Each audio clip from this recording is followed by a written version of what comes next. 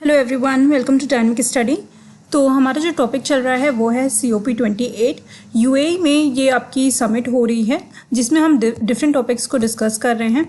तो देखिए यहाँ पर जो ये टॉपिक है आज का कि why did India not sign the global renewable energy pledge at the COP28 summit, इसके बारे में हम डिस्कस करेंगे। एक प्लेज आई थी COP28 में और वो प्लेज थी ग्लोबल रिन्यूएबल एनर्जी से रिलेटेड, जिसको इंडिया ने डिनाई कर दिया साइन करने से। ऐसा क्यों किया गया, इसके पीछे रीज़न क्या है और कौन सी ऐसी कंट्रीज़ हैं जिन्होंने इसको साइन नहीं किया है, ये सारी चीज़ें हम डिस्कस करेंगे। इस पे आपका क्वेश्चन भी आ सकता है, तो चलिए देख लेते हैं इसको डिटेल में। तो देखिए जो भी COP जब भी होते हैं तो इसमें डिफरेंट टाइप के प्लेजेस को दिया जाता है, जिसमें कंट्रीज़ उसको साइन करती हैं या फिर उसको डिनाई करती हैं लेने से। तो ऐसे में इंडिया ने एक प्लेज को डिनाई किया है और इसका रीज़न क्या है ये हम डिस्कस करेंगे। तो देखिए यहाँ पे अगर आप क्वेश्चन देखें तो इसके मैंने 4 ऑप्शंस दिए हैं: development concerns, lack of resources, political disagreement and technological limitation. तो चलिए देख लेते हैं, एक एक पॉइंट को हम डिस्कस कर लेते हैं। डी से स्टार्ट करेंगे। टेक्नोलॉजिकल लिमिटेशंस, ऐसा नहीं है कि टेक्नोलॉजिकल लिमिटेशन की वजह से इंडिया ने इसको साइन करने से मना किया है, क्योंकि टेक्नोलॉजिकल एडवांसमेंट इंडिया में काफ़ी ज़्यादा है और इंडिया अगर किसी रिन्यूएबल एनर्जी प्लेज को लेता है तो उसके अंदर टेक्नोलॉजिकल एडवांसमेंट इतनी है कि वो उसको कर सके, उसको उस प्लेज को ले सके। पॉलिटिकल डिसएग्रीमेंट की अगर हम बात करें तो ऐसा भी नहीं है। India one of the most supporting nation है पेरिस एग्रीमेंट का, तो इसलिए यहाँ पे पॉलिटिकल डिसएग्रीमेंट भी नहीं बनता है। लैक ऑफ रिसोर्सेज भी हम नहीं कह सकते हैं, क्योंकि ऐसे बहुत सारे टारगेट्स हैं जो इंडिया ने लिए हैं, बहुत सारी ऐसी प्लेज है जिसमें इंडिया ने एक्सेप्शनली वेल परफॉर्म किया है in comparison of other countries. तो यहाँ पर ये भी नहीं होगा, लैक ऑफ रिसोर्सेज भी नहीं होगा, पॉलिटिकल डिसएग्रीमेंट भी नहीं होगा। डेवलपमेंट कंसर्न यहाँ पर राइट आंसर है।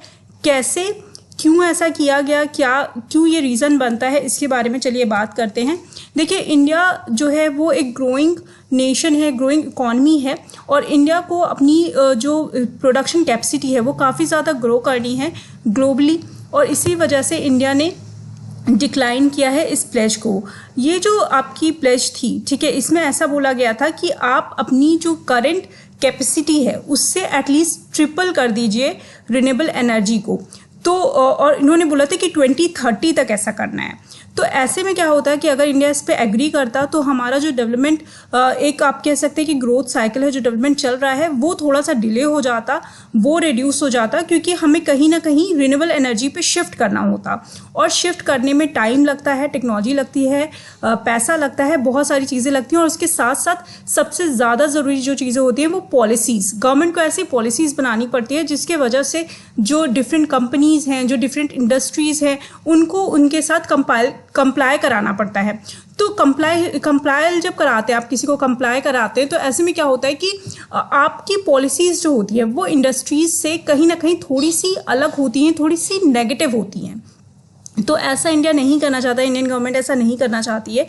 इंडिया ने कुछ खुद के जो नेशनल टारगेट्स हैं वो लिए हैं, यहाँ पे आप देख सकते हैं कुछ हमारे खुद के नेशनल रिन्यूएबल टारगेट्स हैं वो लिए हैं। उसमें इन्होंने बोला है कि हम 50% नॉन फॉसिल फ्यूल पे एम करेंगे बाय 2030, और इंडिया ने ऐसा कहा है कि हम इसी को लेकर चलेंगे, यही टारगेट हमारा रहेगा, ना कि वो टारगेट जो कि पेरिस एग्रीमेंट के थ्रू COP28 में बोला गया है।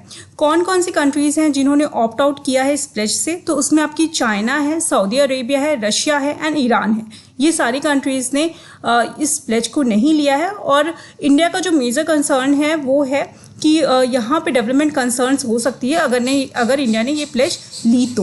ओके, तो ये आपका है। आई होप ये टॉपिक आपको क्लियर होगा एंड इसके वजह से मतलब अगर आपका क्वेश्चन आता है इससे रिलेटेड तो ये आप इजीली सॉल्व कर पाएंगे। Thank you so much.